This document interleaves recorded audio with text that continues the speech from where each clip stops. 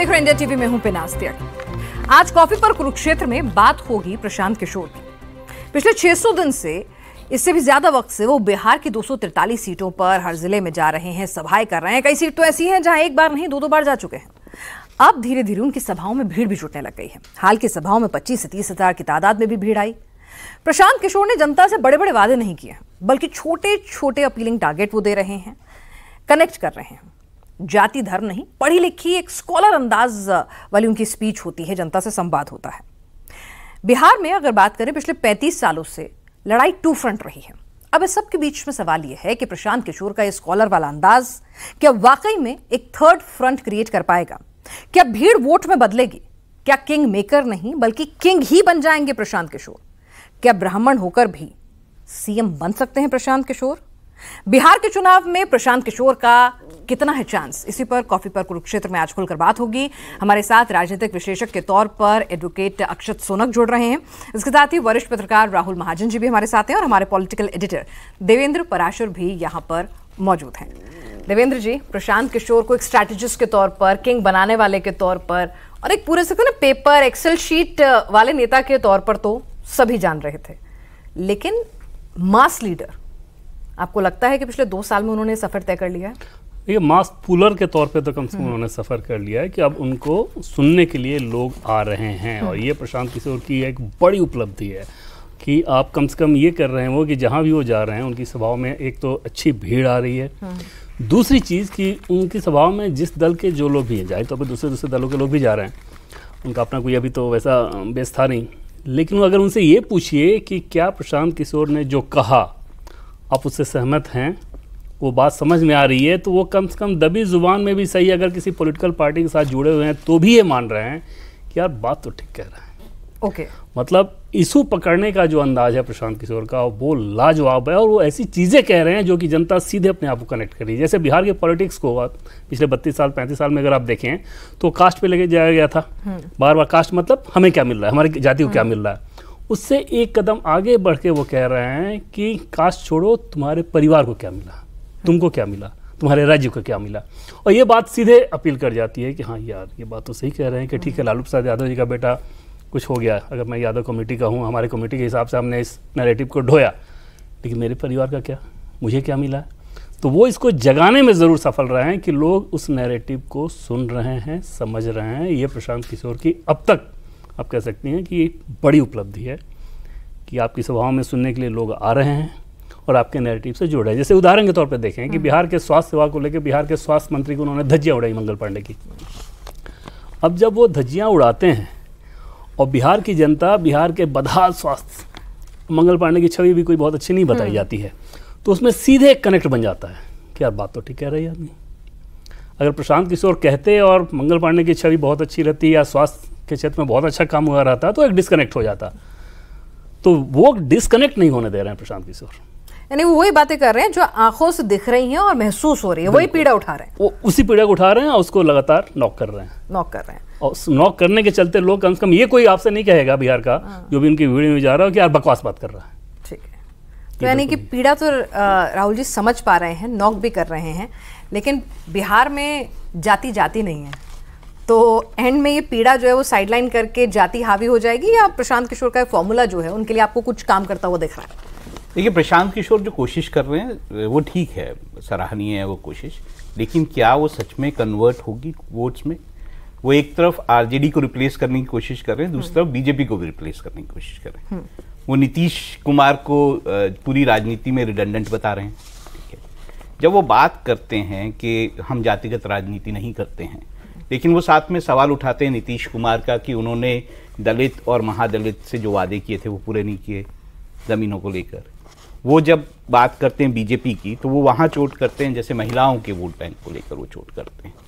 वो विकास की बात करते हैं, बीजेपी भी विकास की बात करती है, लेकिन क्या सच में बिहार, जैसे आपने भी कहा बिहार में जाति जाति नहीं है, क्या सच में जब वोट होगा, जब ये सारी बातें होंगी, तो क्या ये देखा नहीं जाएगा कि प्रशांत किशोर जो है, जब उन्होंने अपनी कमेटी बनाई, पूरी पार्टी बनाई, वो कमेटी बनाई, तो उन्होंने वहाँ पे ये ध्यान रखा कि वहाँ पे दलित भी हो, महादलित भी हो, ये सारी चीज़ें उन्होंने ध्यान रखी।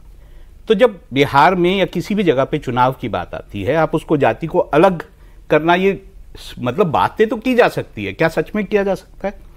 और क्या जाति इतनी बुरी है? आप जब रिप्रेजेंटेशन की बात करते हैं पॉलिटिक्स में, तो क्या जातियों की रिप्रेजेंटेशन की बात नहीं करते? क्या एक जाति का नेता अगर आता है तो वो क्या अपनी जाति की को उठाने के लिए या उसके भलाई के लिए काम नहीं करता है? तो क्या आप राजनीति को जाति से उस तरह से अलग कर सकते हैं? तो ये बातें भी हैं। और सच में क्या प्रशांत किशोर वो एफर्ट कर पाए हैं जिसके कारण वो एक अलग ऐसी पार्टी बन जाएं जो कि बीजेपी या फिर आरजेडी या जेडीयू का विकल्प बने? शायद मुझे नहीं लगता कि इतना एफर्ट अभी वो कर पाए हैं, लेकिन कोशिश अच्छी है। वो जो बातें कहते हैं कि बिहार के बच्चे जो हैं बाहर जाके क्या कर रहे हैं, उनसे क्या करवाया जा रहा है, जब वो तेलंगाना के मुख्यमंत्री पर कटाक्ष करते हैं, उन्हें माफ़ी मांगने को कहते हैं, तो ये सब बातें जो है रेजोनेट करती हैं वहाँ की जनता के साथ। लेकिन जब चुनाव आएगा तो क्या ये बातें वोट में कन्वर्ट होंगी, ये थोड़ा मुश्किल लगता है। अक्षत, पब्लिक तो आ रही है, साथ में नजर भी आने लग गई है। अभी उनकी समस्तीपुर में रैली हुई थी, बेगूसराय में, कई जगह देखा कि भीड़ अब अपने आप जुटने लग गई है। तो आपको लग रहा है कि जो बात सर कह रहे हैं कि ठीक है, सुनने में अच्छा लग रहा है, आप मुद्दा भी उठा रहे हो, लेकिन जब आगे चल के मतदाता वोट बूथ तक पहुंचेगा तब तक स्थिति बदल सकती है। जी, मैं एक तो सर की बातों से दोनों का इसमें एक जवाब भी देना चाहूँगा कि प्रशांत किशोर जी पूरे विश्व में एक राजनीतिक स्ट्रैटेजिस्ट या विश्लेषक के रूप में जाने जाते हैं, जिसमें उन्होंने कई लोग ऐसे हैं जिनको जो आम भाषा में बोला जाता है कि वो राजा बनाते हैं, दलों के नेताओं को राजा बनाते हैं। इस बार जो उनकी स्ट्रैटेजी है वो वही है कि जो लोग हैं, जो बिहार का युवा है, उसको वो राजा बनाना चाहते हैं, माने उसको वो पावर जो है उनके हाथों में देना चाहते हैं। और इसमें मैं आपको बताऊं, आप बहुत सही बोल रहे थे सर, कि उनकी जो रैलियां हुई हैं उसमें लोग जुड़ने लगे हैं और परिवार की मूलभूत बातों को क्योंकि वो कवर कर रहे हैं। पिछले 2 साल में 5000 किलोमीटर प्रशांत जी चले हैं, जिसमें से 5500 गांव में उन्होंने रात बिताई है।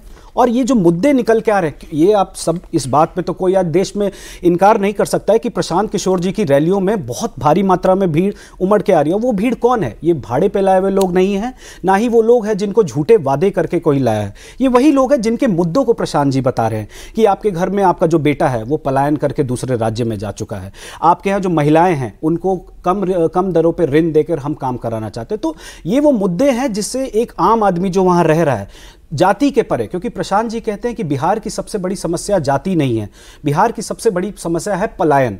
तो पलायन के जो मूलभूत कारण हैं उनको सॉल्व करने के लिए प्रशांत जी ने ये प्रयास किया है, एंड इसलिए हमें उनकी हर रैली में इतनी भीड़ दिखने लगी है। रही बात जाति की, तो डेफिनेटली ये बात बहुत सराहनीय है कि हमारे पूरी पार्टी का जो कॉम्पोजिशन है उसमें दलित और पिछड़े वर्ग के लोग हैं, या जो जिनको स्वर्ण कहते हैं, वो पूरे समाज का एक ऐसा कॉम्बिनेशन प्रशांत जी ने बनाया है कि ताकि हर जगह का रिप्रेजेंटेशन मिले। बट इसमें यह बात भी भूलने की जरूरत नहीं है कि अभी भी, जैसे अगर आप लालू यादव जी की बात लें, तो भले वो यादवों के जब बड़े नेता हैं तो उसका जो वोट परसेंटेज है वो 2 से 3% है कहीं उनकी पार्टी में, लेकिन as a Bihari when he comes to Delhi, तो जो उस प्रपोर्शन में जो उनकी फॉलोइंग है वो कई ज्यादा है। तो जाति से हटकर मुद्दों की राजनीति करने का प्रयास जो प्रशांत किशोर जी कर रहे हैं, इसी का ये कारण है कि इतना बड़ा जनसैलाब उनके साथ कनेक्ट कर पा रहा है, जुड़ रहा है देश से विदेश से। ठीक है देवेंद्र जी, आपने तो इतने इलेक्शंस कवर करे हैं, इतनी रैलियों में भीड़ देखी है, भीड़ हर बार हर एक की रैली में आ तो जाती थी, लेकिन वोट कहाँ का कहाँ चला जाता था, कई बार नजरों का धोखा भी हुआ उसको पढ़ने में। तो जो बात ये कह रहे हैं कि भाई इन्हें भरोसा है कि 5000 गांव में गए हैं, रातें बिताई हैं, भीड़ भी आ रही है, तो ये भीड़ जो है वोट भी डालेगी। और एक चीज़ देखिए पिना, जैसे पीके फैक्टर की हम लोग बात कर रहे हैं, तो पीके फैक्टर की बातचीत करने का मतलब ये नहीं है कि पीके फैक्टर या प्रशांत किशोर और इनकी पार्टी सीधे सरकार ही बना लेगी, तो वो तो भविष्यवाणी कोई भी नहीं कर सकता। क्या ये फैक्टर होने जा रहे हैं इस चुनाव में, अगर उसको समझना हो, और ये फैक्टर का मतलब ये है कि सिर्फ अपनी जीत के लिहाज से नहीं, कि जीत के परिणाम को ये कई रूप में प्रभावित कर सकते हैं, ठीक है। और उसको अगर समझना हो तो 2020 के इलेक्शन को उठाकर आप देखें, जैसे उसमें बहुत सारी सीट आप उठा के देखेंगे, जैसे हिलसा, परबत्ता, कुर्नी, भोरे, बछवाड़ा, ऐसी 11 सीट तो ऐसी थी जहाँ पे हार जीत का जो फर्क है ना वो 1000 से कम था। 3500 से कम मार्जिन वाली सीटें 40 सीटें थीं। 166 सीट ऐसी थी जहां पर जो हार और जीत का फर्क था वो 5000 से कम था, और 223 यानी कि 243 की विधानसभा में 223 सीटें ऐसी हैं जहां पर हार जीत का फासला 10,000 से कम था। उस कंडीशन में जो पॉलिटिक्स 2020 की बाइपोलर पॉलिटिक्स थी, अगर एक तीसरा फैक्टर ऐसा आ रहा हो जो कि 5 से 10 हज़ार वोट को इधर उधर अपने तरफ लेने की क्षमता रखता हो कई सारी सीटों पे, तो उस कंडीशन में आप समझ सकते हैं कि नतीजे कहाँ जा सकते हैं। 2020 के इलेक्शन में 125 सीट एनडीए तो 110 आरजेडी, मतलब कांटे का मुकाबला था। और इस बार भी कास्ट के कंपोजिशन का आप देखें तो सीधे एक समझ में आएगा कि एक कांटे का मुकाबला था। एक साल के अंदर इस व्यक्ति ने अगर अपनी धमक जतानी शुरू कर दी है, एक नरेशन बनाना शुरू कर दिया है, तो कई सारी सीटों पे ये असर डालेंगे। और एक इनके लिहाज से अगर आप देखें अभी तक जो दिख रहा है उसमें एक क्वार्टर फाइनल वाली स्थिति नजर आ रही है।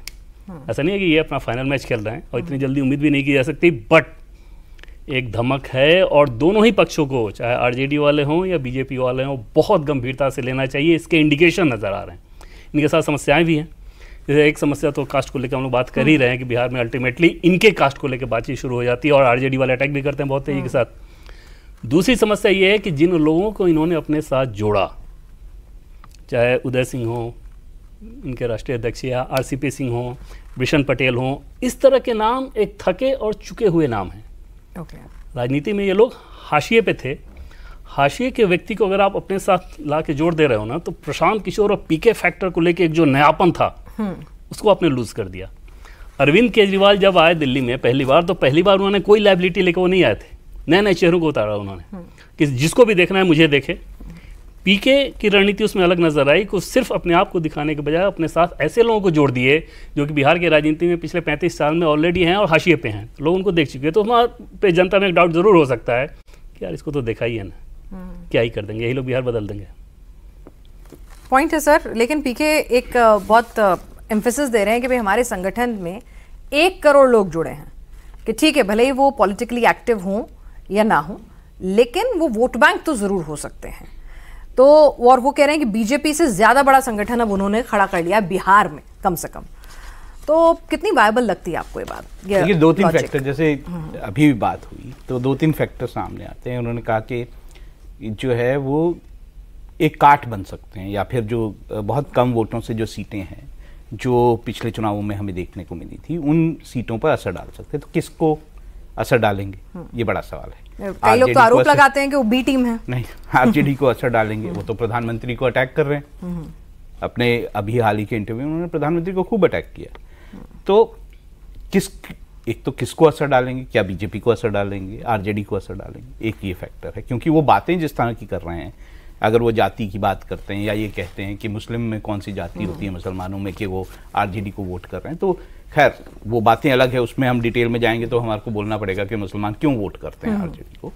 लेकिन ये जब आप बात करते हैं तो हमें ये चीज़ें भी ध्यान में रखनी पड़ेंगी कि उपचुनाव जब हुए और 4 सीटों में जब उन्होंने अपने कैंडिडेट्स खड़े किए तो उनका क्या हश्र हुआ। बिल्कुल, तीसरे चौथे नंबर पे और कुछ तो मतलब बहुत कम, गैप बहुत ज्यादा था। 3 सीटों पर जमानत जब्त हो गई, एक सीट पे मुश्किल से इतने वोट आए कि आप थोड़ा बहुत कह सकते हैं। और दूसरा, बिहार की अगर आप राजनीति को देखेंगे और आप अगर इसको मैं ऐसे मानूं कि तीसरा मोर्चा कोई आता है तो कभी बहुत सक्सेसफुल नहीं हुआ। एक AIMIM जो है उसने पिछले चुनाव में 5 सीटें ली, वो भी सीमांचल के इलाके में जहाँ पर मुसलमान वोट या मुस्लिम वोट बहुत ज़्यादा है, उसमें भी 5 सीटें ली जो 4 टूट के आरजेडी में बाद में चले गए। तो कभी भी तीसरा मोर्चा जो है उस ना तो वोट परसेंट के तौर पर ना ही सीटों के तौर पर बहुत ज़्यादा सफल हुआ है। ऐसे में क्या प्रशांत किशोर अचानक कोई करिश्मा करेंगे? देखिए जैसे अभी बोला गया कि ये एक सेमीफाइनल है, मैं उससे भी नीचे जाऊंगा, ये एक लीग का मैच है, वो खेल रहे हैं और भविष्य अच्छा है। लेकिन अभी कहते हुए ना कि पहला चुनाव मतलब आप हरवाने के लिए लड़ते हैं, फिर हारने के लिए लड़ते हैं, फिर जाके अपनी जीत सोचते हैं। तो उस तरह से है, लेकिन उनकी शुरुआत अच्छी है, कोशिश अच्छी है और आने वाले समय में प्रशांत किशोर कैन बी और will be a force in Bihar. तो यानी कि वोट काटते हुए दिख रहे हैं, सीट निकालते हुए दिख रहे हैं। देखिए भीड़ से मैं नहीं मानता कि आरजेडी की अभी रैली हुई इसमें कितनी भीड़ थी, सारे अखबारों में ये दिखाया गया कितनी भीड़ वहां पे आ रही है। तो भीड़ को मैं ये नहीं मानता, प्रधानमंत्री की रैलीज में भीड़ होती है, वो जितनी बार भी गए, तो ऐसा नहीं है कि भीड़ की कारण जो है सब कुछ हो जाता है। और अगर मैं उस तरह से देखूं पिछले चुनाव अगर इतनी भीड़ होती, बीजेपी की रैलियों में भीड़ होती थी, जो जेडीयू है उसकी रैलियों में भीड़ होती थी, तो फिर वोट परसेंटेज एकदम आसपास कैसे रह गया। तो मैं ये मानता हूँ कि बिहार में जातिगत वोट जब तक पड़ेगा, जब तक जातियों के आधार पर वोट पड़ेगा, जब तक जो प्रशांत किशोर जो बातें उठा रहे हैं, एक तो वो बिहार की अस्मिता की बात उठाते हैं जब वो बिहारियों की बात करते हैं, तो जब तक उन चीज़ों पर वोट नहीं हो रहा होगा या विकास की चीज़ों पर वोट नहीं हो रहा होगा, तब तक ये कहना कि जो आरजेडी जैसी पार्टियां हैं या फिर जेडीयू जैसी पार्टियां हैं जो बहुत ज़्यादा अपनी जाति को लेकर जो है कैंपेन्स करती हैं, उनका कोई ऑल्टरनेटिव खड़ा होना काफी मुश्किल है। नहीं, वो तो तर्क देते हैं कि भाई देखिए कि मोदी जी के नाम पर वोट पड़ता है, मोदी जी की तो जाति नहीं है बिहार में, तो ये लॉजिक लेकर आते हैं। मोदी जी चुनाव वहां पे कैंडिडेट नहीं होते ना। बीजेपी जब अपने कैंडिडेट्स की सिलेक्शन करती है, बाकायदा जाति देखकर सिलेक्शन करती है। आप लोगों ने कोई मतलब एक अगर जनसुराज की बात करें तो कोई स्ट्रैटेजी तो जनसुराज ने बनाई होगी ना कि भाई ठीक है ये हमारा वोट बैंक होगा, इसको हम शुरुआत में सबसे पहला डेंट मतलब लो लाइंग फ्रूट जिसे कहते हैं, आपने आइडेंटिफाई तो किया होगा। बिल्कुल, देखिए जैसा आप सर ने बताया कि हमारी जो भीड़ है वो उसको एक मापदंड नहीं मान सकते हैं कि क्या वो लोग सच में जाकर वोट करेंगे, बट इसका एक पक्ष ये भी है जो बहुत गंभीरता से देखना चाहिए कि जनसुराज के वो एक करोड़ लोग वो हैं कौन। वो लोग हैं जिसमें जैसे सर ने बोला कि कई लोग अब हाशिए पे थे, मैं नहीं मानता हूँ इससे, क्योंकि इसमें मुझे लगता है जो 1 करोड़ लोग जो आए हैं वो एक व्यवस्था परिवर्तन करना चाहते थे पूरे बिहार में, and they wanted to challenge the status quo. एंड वो उस प्रकार के जितने व्यक्ति हैं, मान लीजिए चाहे वो युवा हैं, महिला हैं, बुजुर्ग हैं या ऐसे पॉलिटिशियंस हैं जो कि ऑलरेडी पब्लिक लाइफ में रहे हैं कई सालों तक, बट उन सब में कहीं ना कहीं एक भावना है कि बिहार में व्यवस्था परिवर्तन होने की जरूरत है। That's the core ideology of our people, that एक व्यवस्था परिवर्तन बिहार में होना बहुत ज़्यादा अवश्य है। आप बहुत रिसेंट में अगर देखें कि मुजफ्फरपुर में एक बच्ची का इतने मतलब बर्बरता से उसके साथ रेप हुआ, उसके नाम की ना FIR हुई और 6 घंटे वो बच्ची पटना मेडिकल कॉलेज के बाहर मतलब रह गई, जिसके कारण उसकी मृत्यु हो गई। तो इसका जिम्मेदार कौन है? ये हमें खुद हम अगर इन चीज़ों को अगर समझें कि ना कानून व्यवस्था दुरुस्त है, ना स्वास्थ्य व्यवस्था दुरुस्त है, तो ऐसे में जो जन सैलाब है वो शायद कास्ट एज अ फैक्टर को नहीं देखेगा।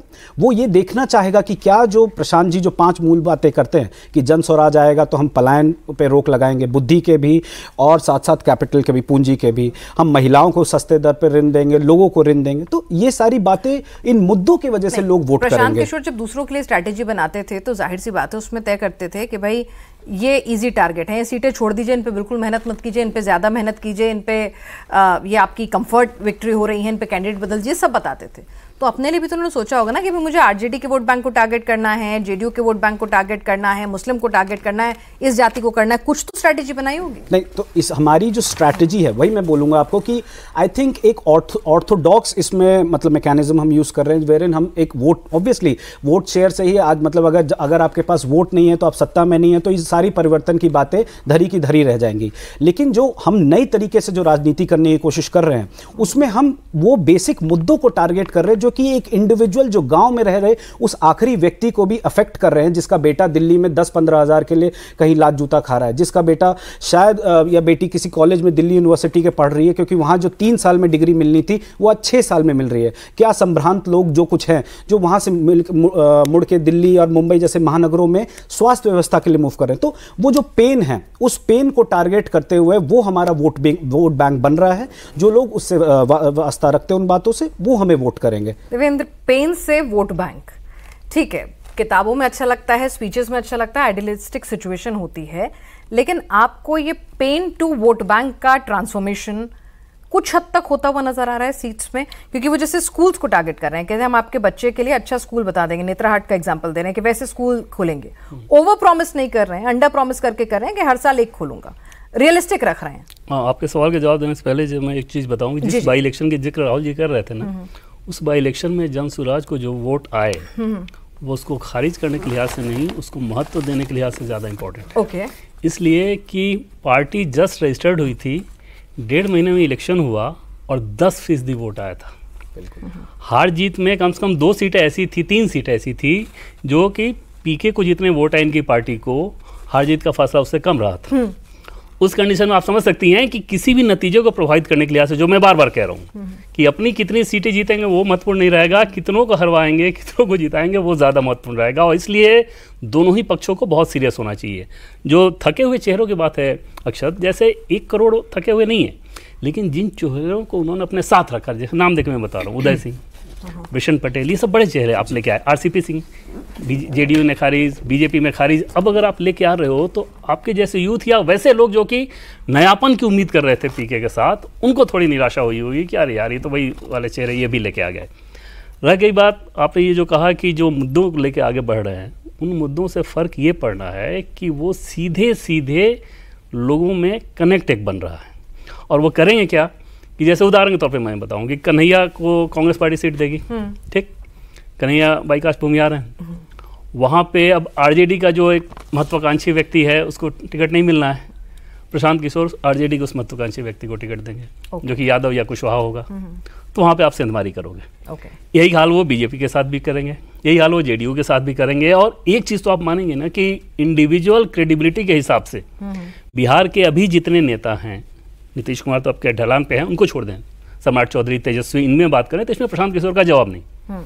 कोई भी व्यक्ति ये समझेगा ना कि यार इस व्यक्ति के पास एक शानदार जिंदगी ऑलरेडी थी, बेतहासा ताकत थी, बेतहासा पैसा, पावर में भी कोई दिक्कत नहीं, जहाँ से व्यक्ति चाहता राज्यसभा आ सकता था, तमाम तरह चीज़ें, वो सब छोड़ के अगर 5000 किलोमीटर बिहार में गांव-गांव जा रहा है तो उसके इंडिविजुअल क्रेडिबिलिटी में कहीं कोई दिक्कत आपको नज़र नहीं आएगी। ये ज़रूर नज़र आएगा कि भाई तो ब्राह्मण है, वो एक बड़ी समस्या है जो कि आरजेडी बार बार उछालना भी शुरू की, तो कास्ट पे लेके वो लोग जाएंगे। दूसरी समस्या आई है कि इनके पास वैसे अभी लोग नहीं जुड़ेंगे उस तरह के वाले, तो ये वाली सारी समस्या है। लेकिन मैं फिर से कहूँगा कि बीजेपी और आरजेडी मैंने दोनों ही पक्षों को बहुत सीरियस होना चाहिए इस बात को लेके कि हार जीत के नतीजे, जैसा कि मैंने मार्जिन बताया पिछली बार का, उसको देख के तो लगता है कि बड़ा डेंट भी कर सकते हैं। और पिछले इलेक्शन का अगर वोट परसेंटेज के हिसाब से देखें तो 15 से 23% के बीच में सभी दल थे। तो सर एलजेपी की तो 5 से 6% थी।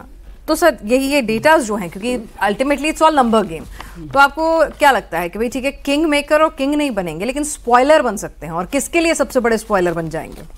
एक तो देवेंद्र जी ने जो बात कही कि वो बाई इलेक्शंस की जो बात कही, तो मैं अगर उसको कंपेयर कर लूँ आम आदमी पार्टी से, वो भी नई पार्टी थी सर, लेकिन वो आंदोलन से निकली हुई पार्टी थी, जो भी है, और दिल्ली बहुत छोटा है, नई पार्टी थी ना, हाँ, आई और छा गई, मतलब फर्स्ट मूवर एडवांटेज भी होता है। तो खैर वो बात अलग बात है, लेकिन जब हम बात करते हैं कि जन स्वराज पार्टी या प्रशांत किशोर जिस तरह की बात कर रहे हैं, महिलाओं की बात कर रहे हैं, विकास की बात कर रहे हैं, अस्मिता की बात कर रहे हैं, उन पे ज़्यादा विश्वास होगी जनता का कि नरेंद्र मोदी पे ज़्यादा विश्वास होगा जो कि परफॉर्मर है ऐसे में?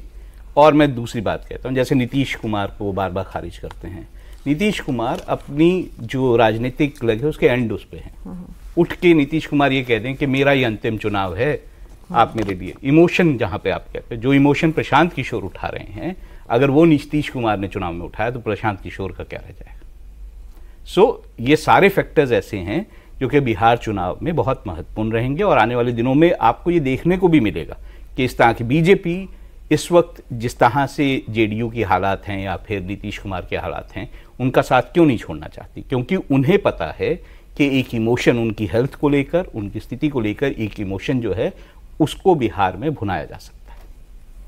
और सर जो मेरा सवाल था स्पॉइलर किसके लिए, मतलब कहाँ आपको लगता है? दोनों के लिए, दोनों के लिए ऐसा नहीं है कि डिपेंड करता है जनता किस तरह से वोट करती है, लेकिन अगर प्रशांत किशोर को वोट पड़ने शुरू हुए तो वो तो दोनों के लिए स्पॉइलर होगा, क्योंकि वो दोनों की तरफ की बात कर रहे हैं। और दिल्ली से कंपेयर इस लिहाज से आप बहुत नहीं कर सकते कि दिल्ली कॉस्मोपॉलिटन था, ठीक है ना, और जाति वाला फैक्टर उस तरह से नहीं है। हाँ, ग्रामीण इलाका उतना बड़ा नहीं है, जाति वाला फैक्टर नहीं, और जाति वाला अगर हो भी तो अरविंद केजरीवाल वैश्य जो कि दिल्ली को बड़ा सूट करता है, दिल्ली के पॉलिटिकल कंपोजिशन को, तो दिल्ली से बिहार तो आप कंपेयर ही नहीं कर सकते। बिहार में बड़ा चैलेंज है कि ग्रामीण इलाका बड़ा है, और वहाँ पर इस बार बहुत दिलचस्पी है कि सोशल मीडिया बहुत अहम रोल अदा कर रहा है इस बार के इलेक्शन में, और गांव-गांव में आप देखें तो स्मार्टफोन के साथ वो लोग देख रहे हैं, पूरा कैंपेन जो तरीका नज़र आ रहा है उसमें आपको दिखेगा कि प्रशांत किशोर नंबर 1 कैंपेन चलाने का।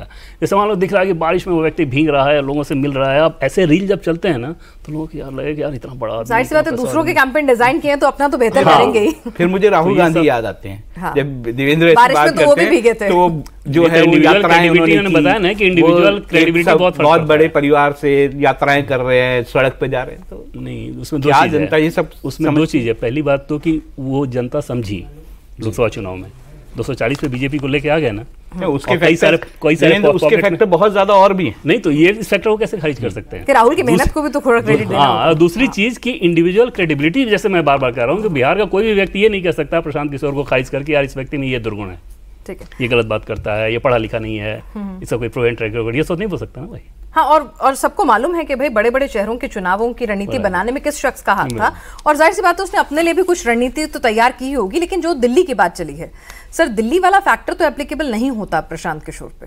दिल्ली में आपको क्या लगता है, अगर वहां जातियां हैं तो दिल्ली में प्रांतवाद नहीं है? पंजाबी, उत्तराखंड, ये सब नहीं है?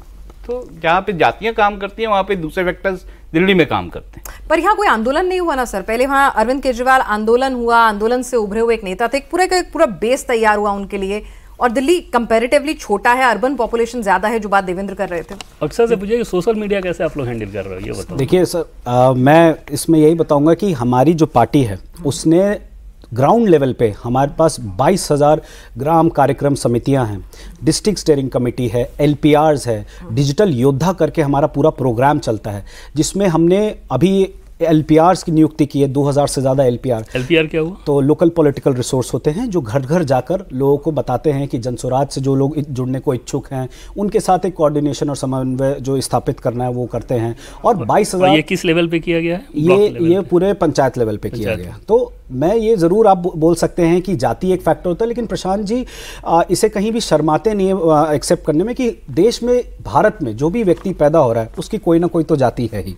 लेकिन उसके बाद जो क्रेडिबिलिटी वाला जो कंपोनेंट जो बिहार की जनता इस इलेक्शन में देख रही है कि ये व्यक्ति कौन है, आज मैं बोल सकता हूँ बहुत कॉन्फिडेंस है कि जो एग्जिस्टिंग नेता हैं प्रशांत जी उनसे किसी भी रूप में कम नहीं है। उन्होंने जो भी अपना काम किया एज अ पॉलिटिकल एडवाइजर, जो उन्होंने देश के प्रधानमंत्री से लेकर कई राज्यों के बड़े बड़े मुख्यमंत्रियों को सलाह दी है, तो उनका जो ट्रैक रिकॉर्ड रहा है कि जो वो बोलते हैं वो एक्चुअली डिलीवर कर पा रहे हैं, ये जनता देख के काफ़ी इंप्रेस हुई है। और आप बहुत सही बोल रहे हैं, जो ग्राउंड लेवल पे हमारे साथ हमारे पास युवा वाहिनी के जो बच्चे जुड़े हुए हैं, वो लोग कौन है, जो ग्राम में अपने जो वहाँ जिले में लोग हैं जो डिजिटली जिन्हें ट्रेन किया गया है या किसी माध्यम से जन स्वराज से जुड़कर उन्होंने डिजिटल अपॉर्चुनिटी को, बिकॉज प्रशांत जी कहते हैं कि इस देश में यूट्यूब चैनल चलाकर और मतलब डिजिटली अपने आप को भी आप 5,000 से लेकर 15,000 तक का रोजगार तो आप बिहार में ही आप क्रिएट कर सकते हैं। तो ये वही बच्चे हैं जिन्होंने उनकी बातों को विश्वास उनका किया और उसको एक्शन में ट्रांसलेट किया है। एंड अभी तो मुझे लगता है आपको ट्रेलर दिख रहा है, अभी असली पिक्चर तो जैसे जैसे चुनाव आने वाला है और विशाल हो जाएगी और बड़ी हो जाएगी। आपकी बात को, युवाओं को टारगेट की बात, देश का सबसे युवा राज्य बिहार है। डेटा कहता है 57% आबादी की उम्र जो है वो 25 साल से कम है, और इनमें से 32% जो ऐसे हैं जो 15 से 29 वर्ष की आयु के हैं जिनके पास शिक्षा और रोजगार नहीं है।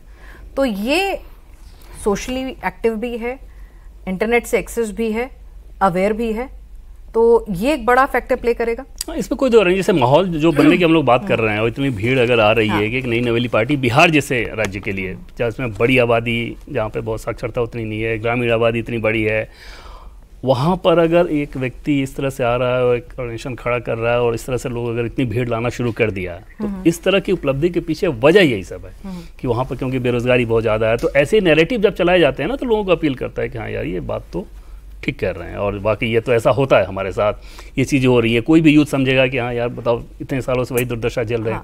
बहुत का फर्क नहीं है। जैसे नीतीश कुमार के अगर कार्यकाल की अगर आप बात कर लें तो आज भी आपको सहारा लेना पड़ता है ना कि लालू प्रसाद यादव के जंगल राज का सहारा आज भी आप लेते हो नैरेटिव चलाने के लिए। आप ये नहीं कह पा रहे हैं कि हमने स्वास्थ्य सेवा के लोग इतने शानदार चीज़ें दे दी है, शिक्षा के क्षेत्र में हमने इतना कुछ शानदार कर दिया। कंपेयर जब किया जाता है तो आरजेडी से बेटर है, इसमें कोई दो राय नहीं। लेकिन उन दोनों कंपेयर से अलग कोई तीसरा पक्ष आके कोई बात कहे तो बात कम से कम लोग सुन रहे हैं, उसको खारिज नहीं कर रहे हैं। मतलब ऐसा कोई आपको कोई नहीं मिलेगा जो उनके कार्यक्रम में जा रहा हो कहे कि यार बकवास बात कर रहा था, टाइम वेस्ट हो गया। और अगर युवाओं तक पेनिट्रेशन अच्छे से हो गया और वो निकल कर वोट के लिए अगर उसने अपना मन बदला तो काफी कुछ फिगर्स में भी चेंजेस दिखेंगे। और मैं क्योंकि क्लोज फाइट है ना, बहुत क्लोज फाइट वाला इलेक्शन है, तो उस कंडीशन में हार जीत और बहुत तय करेगा कि टिकट कौन कहाँ बांट रहा है, किसके कैंडिडेट को ये अपने पास खींच ले रहे हैं, उस तरह की चीजें। हाँ, एक चैलेंज ये भी रहेगा कि जितने लोगों को इन्होंने जोड़ा है उसमें बहुत तो महत्वाकांक्षी लोग होंगे ना, जैसे प्रधान के लेवल पे इस तरह के, अगर ये उनको नहीं सेटिस्फाई कर गए फिर वो छोड़ के भागेंगे, तो इस तरह की चीजें होंगी। लेकिन उसमें कुछ भी आप नहीं बता सकते कि क्या होगा, इनकी सीटें कितनी आएंगी, 5 आएंगी, 10 आएंगी, 20 आएंगी, 25 से कुछ भी नहीं कर सकते। लेकिन इतना तय है कि प्रशांत किशोर की पार्टी बिहार के चुनाव को प्रभावित करने जा रही है। ठीक है, तो यानी कि फैक्टर तो होगा, वो किस हद तक होगा, कितना कन्वर्ट होगा, ये नहीं। मैं जैसे ये पढ़े लिखे की बात हुई कि बहुत पढ़े लिखे हैं, फेस है, कोई वो नहीं कहा जा सकता। मैं कहता हूँ कि बिल्कुल सही बात है। और मैंने पहले भी कहा प्रशांत किशोर की कोशिश बहुत अच्छी है और वो स्ट्रेटेजिस्ट हैं तो उन्होंने उसी तरह से स्ट्रेटेजी बनाई है कि सोशल मीडिया कैसे हैंडल करेंगे। और सर कन्हैया कुमार एकदम पढ़ा लिखा फेस, बिल्कुल जो है ऐसी बातें करने वाला जो लोग सुनना चाहते हैं। नहीं, कन्हैया कुमार से प्रशांत किशोर की तुलना कन्हैया कुमार को राष्ट्रद्रोही की छवि बना दी गई है। मैं ये बोल रहा हूँ कि लोग किस तरह से चीजों को देखते हैं। क्या लोग इस बात को देखते हैं कि यंग पढ़ा लिखा व्यक्ति जो बिहार को चेंज कर सकता है, वो भी यही बातें कर रहा है। नहीं, कन्हैया की छवि तो राष्ट्रद्रोही की छवि बना दी गई है। सही गलत की बात मैं नहीं कर रहा हूँ। कन्हैया के पीछे कोई इस तरह की फैन बहुत लिमिटेड है, पढ़ा लिखा चेहरा बहुत लिमिटेड है। प्रशांत किशोर से तो तुलना ही नहीं कर चेहरा। लेकिन सर वो उन्हीं पार्टियों के साथ खड़ा हुआ है ना जिन पार्टियों के खिलाफ नाराजगी। अभी आप देखिए बिहार में एंटी इनकम्बेंसी भी होता है, ठीक है, आपके पास चेहरे हैं, भरोसा है। अभी क्या था, आपके पास लालू थे, फिर उसके बाद नीतीश आते हैं। पिछले वाले से ये वाला बेहतर था, लेकिन इसमें भी बहुत सारी कमियां थी जो वक्त वक्त पर उठकर निकलकर भी सामने आती हैं। ठीक है, मोदी फैक्टर आपको बचा ले जाता है, लेकिन कहीं ना कहीं जब 35 साल का सिर्फ 2 पार्टियों का ही राज चल रहा है, वही घूम फिर के नेता आ रहे हैं, तो जब एक ऑल्टरनेटिव पढ़ा लिखा समझदार निकल कर आता है तो हो सकता है कांग्रेस को ऑल्टरनेटिव क्यों नहीं मानते? ठीक है, अगर आप यही सब बातें कहते हैं कि भाई ऑल्टरनेटिव ही खोजना है, आरजेडी के साथ कांग्रेस जा रही है, कांग्रेस को ऑल्टरनेटिव कैसे? मैं कह रहा हूँ कांग्रेस अगर इस बार कह रही है कि मैं 90 सीटें लड़ेंगे, देंगे या नहीं देंगे, आरजेडी के साथ अगर वो लड़ रहे हो तो मैं ये बोल रहा हूँ वो तो किस पार्टी को कितने वोट मिलेंगे या कितनी सीटें मिलेंगी। आरजेडी के साथ वो लड़ रहे हैं ना, तो अल्टरनेट तो हो ही नहीं सकते ना। मैं समझ गया आपकी बात, वो तो ऑल्टरनेटिव नहीं हो सकते। लेकिन पार्टी अगर पार्टी को वोट देने जाएगा कोई, तो पिछली बार अगर वो लड़े थे 17 सीटें और 19 सीटें जीते थे, तो हो सकता है उनका ग्राफ बढ़ जाए। नहीं तो उनका ग्राफ बढ़ सकता है, लेकिन तभी बढ़ेगा ना जो आरजेडी के फेवर वाले। मैं यही बोल रहा हूँ, अगर उनका ग्राफ बढ़ा तो वो भी तो वोट कहीं से लेंगे। तो ये मैं ये बात बोल रहा हूँ कि वो वोट लेंगे तो प्रशांत किशोर जो थोड़ा कि प्रशांत किशोर को भी वोट पड़ेंगे। भाई जब ऑल्टरनेटिव की बात आएगी तो ऑल्टरनेटिव कई तरह से हो सकते हैं। ये अल्टरनेटिव तो नहीं होगा, ये अल्टरनेटिव जैसे जेडीयू गठबंधन और आरजेडी गठबंधन। इसमें मैं बोलूं तो जो एक्चुअल रूप में एक ऑल्टरनेटिव हम लोग इसलिए बन के उभर रहे हैं क्योंकि पूरी 243 सीट्स पर हम शायद एकमात्र पार्टी होंगे जो कि लड़ने जा रहे हैं।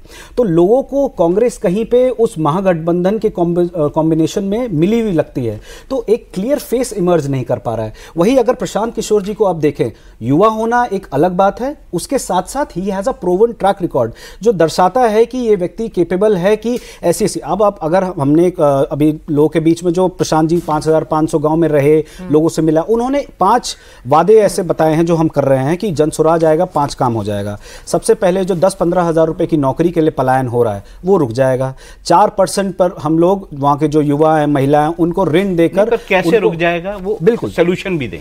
बिल्कुल वो जब बात करते हैं वो प्रॉब्लम्स की बात तो कर रहे हैं, जी जी, सोल्यूशन क्या है इसकी बात नहीं करते। इस बारे में उन्होंने सोल्यूशन भी दिया। अगर हम चलिए और बातें मैं बताऊं, अगर इसी मुद्दे को हम पकड़ें तो कैपिटल के 2 फॉर्म उन्होंने बताया है कि जो एक आदमी जो अपना कैपिटल क्रिएट कर रहा है अपनी अर्निंग्स के थ्रू, उसके अलावा एक बोरोड कैपिटल का कॉन्सेप्ट है। तो प्रशांत जी कहते हैं कि कोई भी पलायन रुकने के लिए सबसे पहले वहां पर पूंजी का इन्वेस्टमेंट होना चाहिए।